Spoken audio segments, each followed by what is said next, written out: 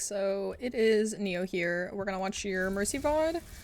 This is something I do before I go over every Mercy VOD, is I like to talk about controls because I am very, very biased with what controls you use. After watching Skiacy play, I highly, highly suggest these controls I'm about to let you know. So for Mercy, in particular, I highly suggest you play with toggle beam connection on. Beam sensitivity I have at 100, guardian angel sensitivity I have at 100, guardian angel target priority I have on prefer facing target, and toggle guardian angel I have off. Originally in Overwatch 1 I had toggle guardian angel on, but after playing a lot of Overwatch 2 I've gotten very used to this, and after being suggested it from Skiacy, wow I keep messing this up, I like highly suggest this control scheme. And I also highly suggest you have crouch, and you're a PC, correct? I didn't write that down. Let's see, are you PC? Yes, you are PC. I highly, highly suggest having crouch on a mouse key if you have that available. So if you don't have side keys, you could like turn it to like down scroll or up scroll or something like that. So that way, you don't have to worry about having shift and crouch to hit it to do your flying up. You can hit a mouse key, and it'll just go up for you. So I highly suggest those controls. You just get a lot more like immediate reaction when you have toggle guardian angel off. I know a lot of people still have it on from Overwatch 1, but it's a change that Skiacy taught me, and I will preach it to the end of the world now because I love it. So these are what I suggest your Mercy controls are. And it will take you a while to get used to toggle guardian angel off if you have not already turned that off. So don't be afraid to play that a lot and quick play till you get used to it.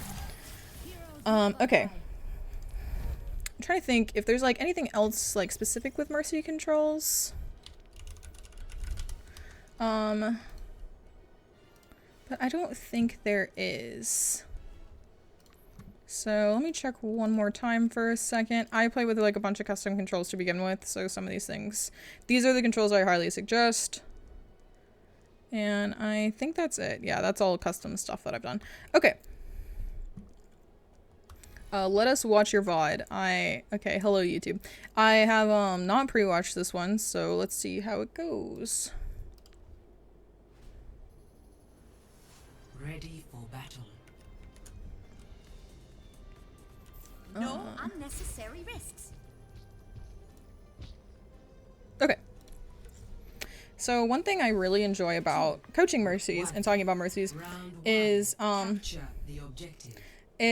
I really like talking about team comp and looking at team comp and how this is going to affect the rest of our game. So basically, what I mean by this is, on Mercy, I kind of pick a hero, and I'm going to try and default to damage boosting that hero as much as possible. That's what I call default mode, is finding somebody, sticking with them, and damage boosting them as much as possible while staying out of the enemy LOS. In our comp currently, we have Reaper, Pharah, Roadhog, and our other support hasn't picked, which is a pretty big deal, actually. So let's see if they pick in this next, like, 3 seconds. Okay. Now we have Lifeweaver. So what this tells me is that Reaper is very self-sufficient in the terms that he has his passive, which he regens health as he does damage. So he's a very good damage boost target when he's in, but he's not as good as Pharah, obviously. The splash damage is just very good, the mobility is very good, the fact that you're in the air, and the pocket on Pharah is insanely good. We know this. So as much as I want to, much as I can, I want us to default mode onto Pharah, damage boosting Pharah. Our tank is Roadhog. That means that he's going to need less healing than another tank like the Reinhardt on the enemy team. And the last thing is our Lifeweaver is going to provide not as much healing as, like, he's not a bad healer, he's just a very consistent healer if he's focusing the right targets. So hopefully that means that we don't really need to look at the ground very much, because both Reaver and Hog have pretty good sustain. The only reason we might ever need to go into the ground is to help our Lifeweaver. So far so good, I like all this.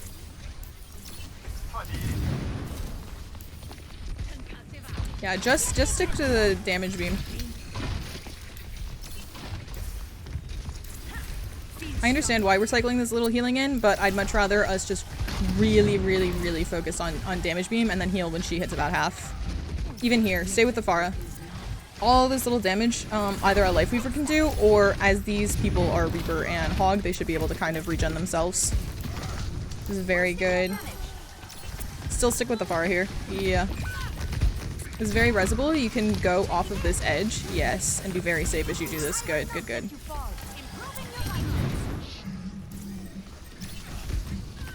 Very nice. I really love how much we're trying to play natural cover here. It's very nice to see. Ooh, we need to help our Pharah. That bleed damage is very, like, if you see somebody hit with axe, that's very serious. I would switch to heal as soon as you can. All good. I'd switch to trying to damage boost Pharah if we can. Yeah, if anybody hits about half health, especially in the comp that you guys are running, we can really just go back to Pharah. And honestly, a lot of the times in general too. This is a good Valk.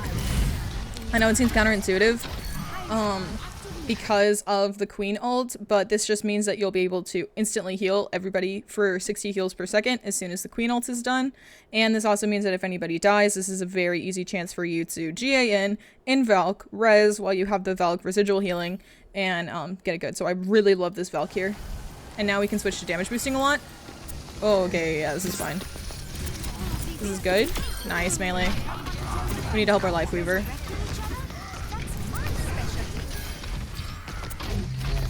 This is all good. Just damage boost him, even though he says critical. Nice. I think we could have just damage boosted him from, like, right here when you see him ult. You can just keep damage boosting him. Honestly, I want us on our Pharah even more. Especially as you climb ranks, you can start to trust your second support a lot more to heal all this extra damage.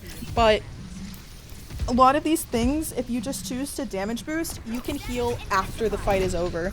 Especially Reaper and Hog. Or you can even give the Life Weaver the healing afterwards and then keep popping the Pharah. Right here, I'd highly consider standing on this little ledge right here when you're damage boosting the Pharah who is here. So that way you don't have to keep using your GA and it won't be on cooldown. The way they've nerfed GA right now is very annoying, and the cooldown can feel very long if you're using this super jump tech, which we are.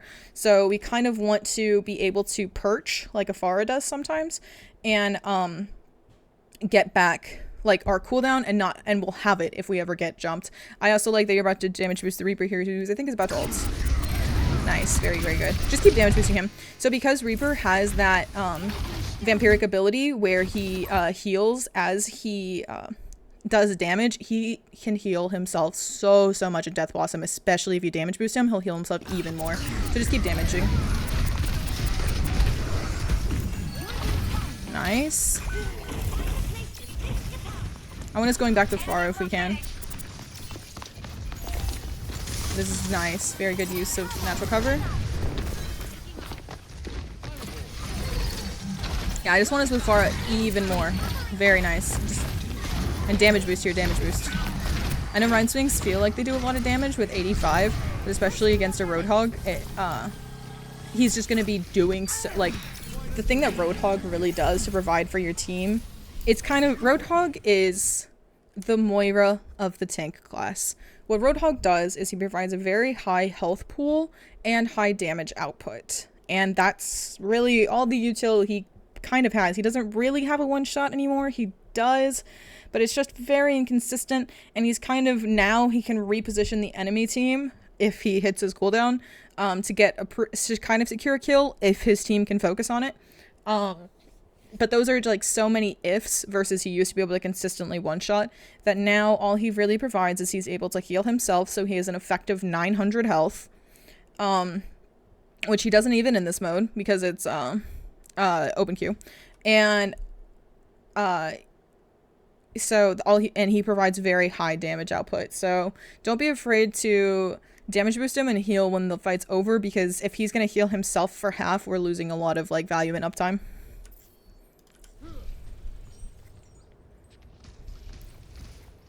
I think you're typing here, that's fine. I try and reposition up with the Reaper here, or if our Pharah is coming back. Yeah, okay. We reposition her. Very nice. Very nice. I want us to just stay up here. So, it's interesting. You're using GA a lot. Don't be afraid to just wait in a good position. We can kind of scope the enemy comp, but even if you just stand here and wait and damage boost the Pharah while she's here, we're using GA so much that we're not going to have it if we are pushed. If the enemy team is running something like a Diva or a Monkey, it'd be very easy to capitalize on the way you're moving right now. So don't be afraid to stand here, and then if you do ever get pushed, if they do ever run a Diva or a Monkey, then you can shift here and you can like shift out this way. And it'll be much harder for them to hit you kind of thing. So if you wanted to, you can even shift up and try and perch here. But in all honesty, right here is a little bit safer because it's out of the enemy LOS.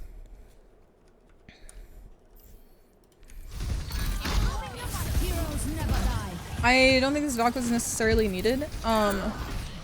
So I've talked about this in a few different ways, but I'm going to try and phrase it the same way. I'm going to try and like get you to think about it in a very specific way. When we are attacking a point, this doesn't necessarily it means we are on attack. It means that we need to go and get the objective. We don't have it, we need to get it. That is when you need to Valk offensively. So a good example is like attacking a hybrid map on first. That's a great example of we need to get the advantage, so we're going to Valk in, so that way I can damage boost the whole team and will provide a lot of damage right as the beginning as we're pushing in and aggressing. So if we are attacking, I want offensive Valkyries. If we are defending a space like we are now, because we have control of the point, and this is, let's say we're on attack King's Row and we have capped the first point, so we have the payload, that is also like defending. So if we are defending a point, I kind of want us to use Valkyrie defensively. This isn't necessarily always the case, but this is a good rule of thumb. So in this scenario where we're defending, I kind of want us using Valk defensively. So if the enemy uses an ult, we can pop Valkyrie. If the enemy commits to on point, we can pop Valkyrie. If like several of our teammates hit half, we should pop it. But in this scenario, I think we're trying to use it aggressively, and I think it's a little bit desynced.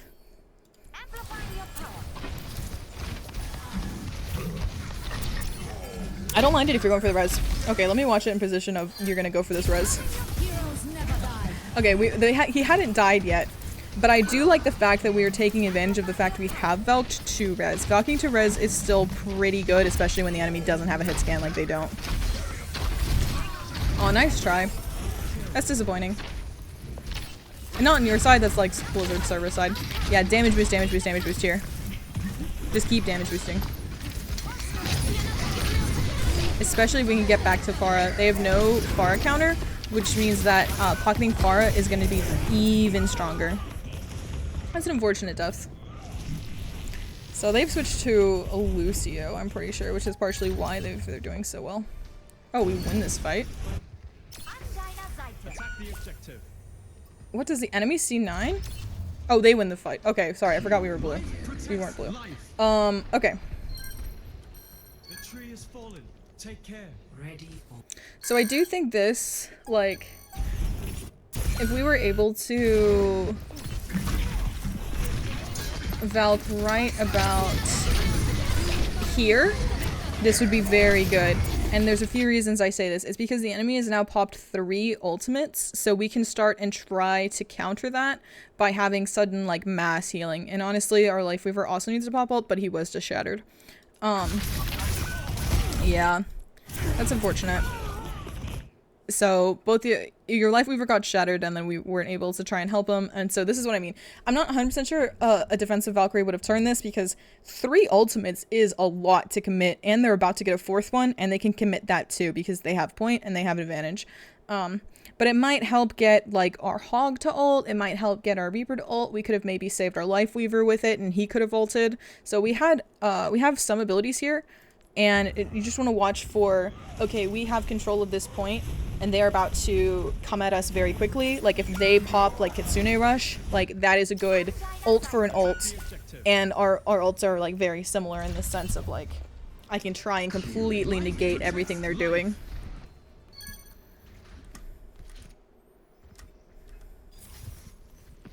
Okay. I love this. I really want us to default to Pharah a lot more.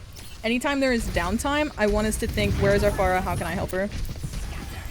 I also want you to play right here. I like that we're, if we just try and play either right here, and we just keep damage boosting the Pharah from right here, or we can try and play on this roof and up here.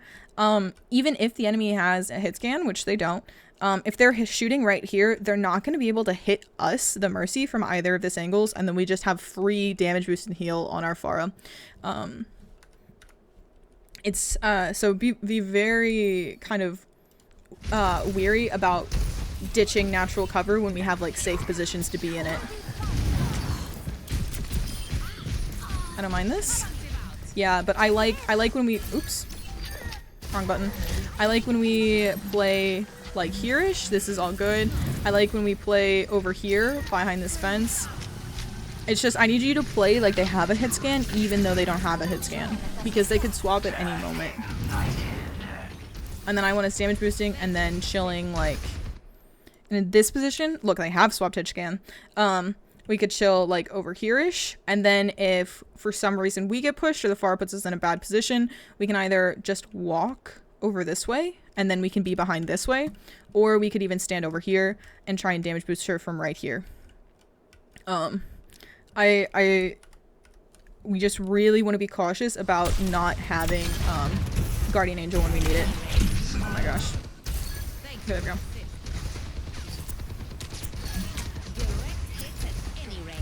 Yeah, I like that we're trying to play around this building. I want us to do it more, and I kind of want us to just be... Ooh, nice damage boost out there.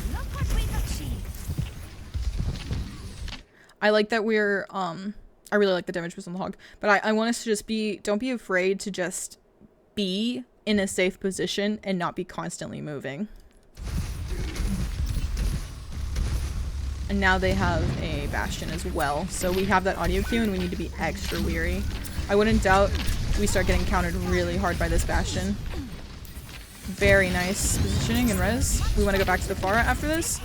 And as we go back to the Pharah, I want us to try and still play on this side of the building if possible. It's fine if we try and play on the other side of this gate, but we just want to try and be out of the enemy LOS as much as possible. And then we want to try and stay there. So it's like, can I still connect my beam to one of my teammates while they can't see me? We do get on well, don't we? This is all good. I want us to go back to Pharah because she is your most effective long-range spammer. I was feeling lonely. Boosting your damage. Oh no, that's unfortunate. Whew. And that's part of, yeah. I'm honestly very surprised you didn't die here. This is all fine, but after he dies, I'd consider like fast dropping right here, so we're down behind this. Because floating is a little dangerous here. Yeah. I'm with you. And don't be afraid to damage boost here, and I want us back to our Pharah if possible. Nice. Lifeweaver needs a little help, but just keep him in mind. I wouldn't necessarily fully peel for him like this. I would just keep in mind if he continues to get pushed. We could try and fast drop and help him right here. But I don't want us to leave our Pharah because the enemy Pharah is still a threat, and it looks like he's pretty safe right now. So that means that we can try and help our Pharah win this duel with damage boost or heal if she needs it, and then we can go back to it.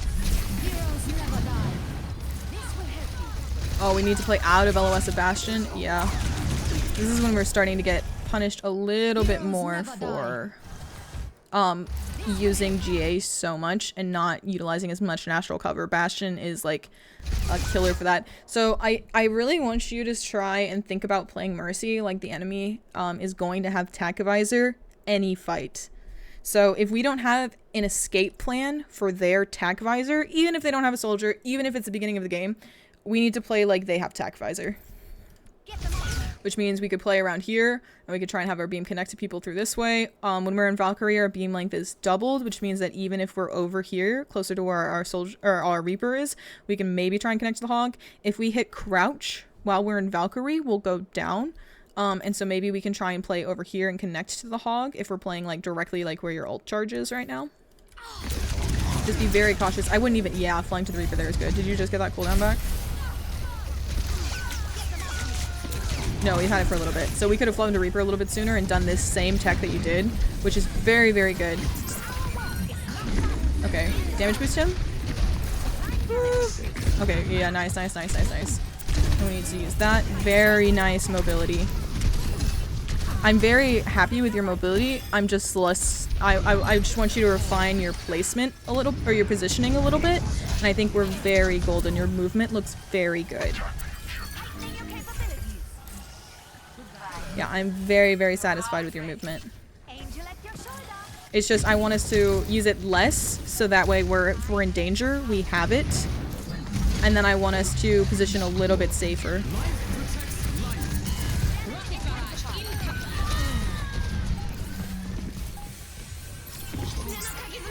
It's all good. I guess when you see in a situation like this, always try and prioritize your other healer. So as soon as he hits critical, we should try and connect to him, which I think you do, and it's just not, it's just Blizzard. You could try. Our Pharah is still above us, I think. Yeah. So in this situation, I feel like we're losing track of our Pharah in mid-fights. Don't be afraid to, as soon as something bad happens, well, we just need to keep her in mind and then go back to her. Because she'll really help us here.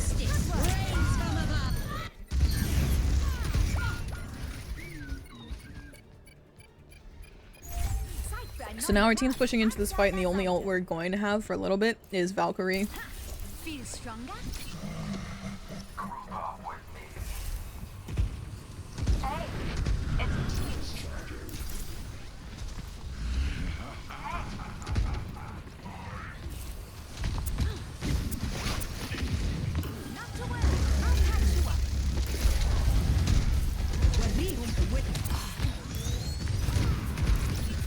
So now our other healer is Kiriko.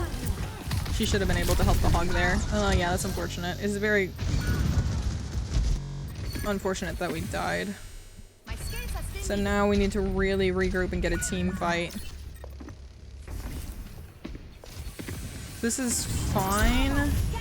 I'd high key, yes. I was about to say I'd even consider Valking just to save Reaper here, because we know we died around the same time our hog did. We just rise our Kiriko, and we know our Reaper is in deep.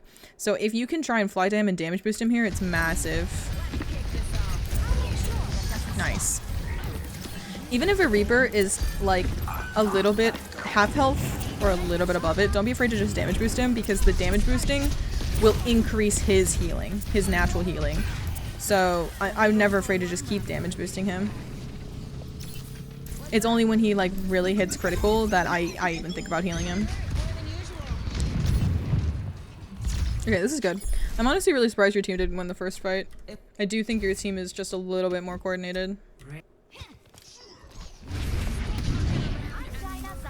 I really do want us damage boosting the Pharah more in the mid fights if we can.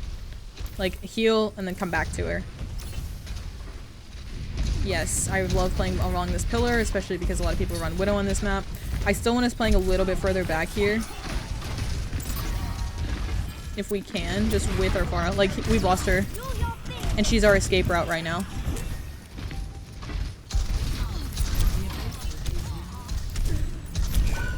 Yeah, that's a rough one. So...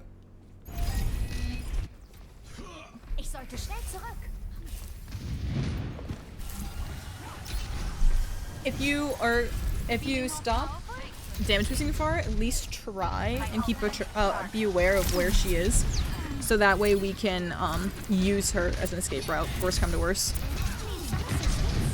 we should be with her probably like I would say we should be with her 70% of the game if possible. This is definitely resable.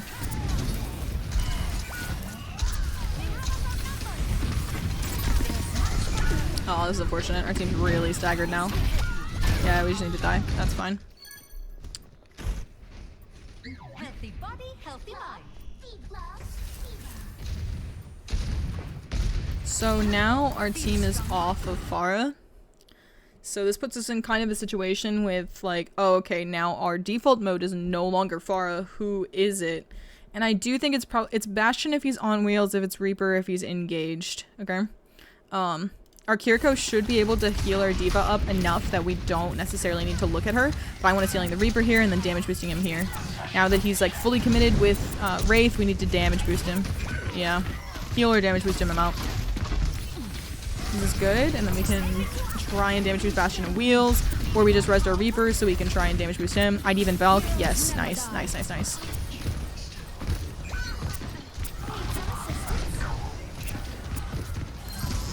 I think you've been damage boosting him most of the time. It's unfortunate he whiffed that.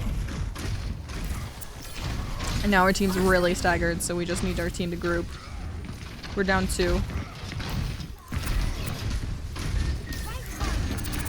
It's a good job trying to save him. We should be back soon. Nice. Damage boost, damage boost. Yep, yep, yep, yep, yep.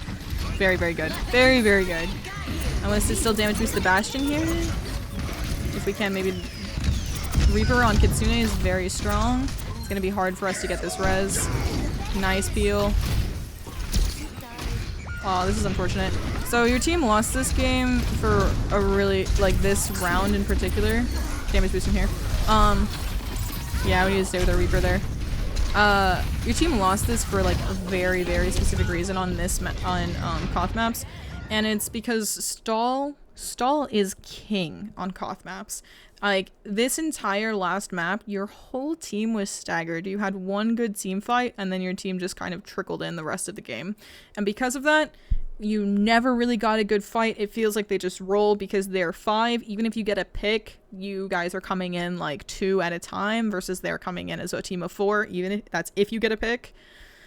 And the enemy team has res, so it's unlikely that that pick will matter too much.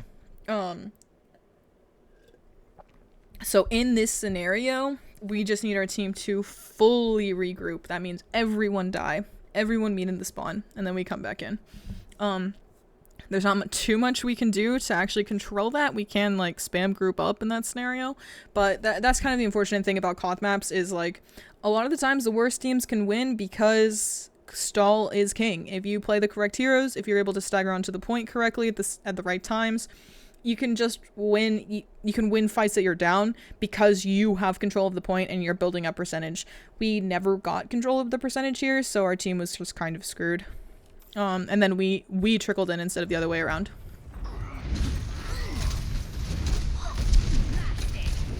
Yeah. So I think you played generally quite well. I'm very, very happy with your movement. It's clear to me that you've worked on it. I just want us to be a bit more, I want us to have a little bit more intention with our movement because I feel like we're using GA on cooldown a lot, and I don't want us to be afraid to just stay in a good spot where the enemy can't see us. So think about like high ground perches where the enemy can't see us and it might not necessarily be the best spot, but we can keep our damage boost, like playing behind corners and stuff like that. I know it's not the most like thrilling and exciting gameplay, but that's what wins games. If they can't shoot you and you can damage boost your teammate, that wins that wins games. If you get dove and you are able to use your good movement to get out, that wins games. And then generally, yeah, there's just one Valkyrie I didn't like, and then the rest of them were all fine. You were generally like, I said I would use Valk here, and then you did. So, it's just the one. I think, you don't even need to tune that much. It's a pretty good sense of it. And yeah, good luck on your climb. Bye.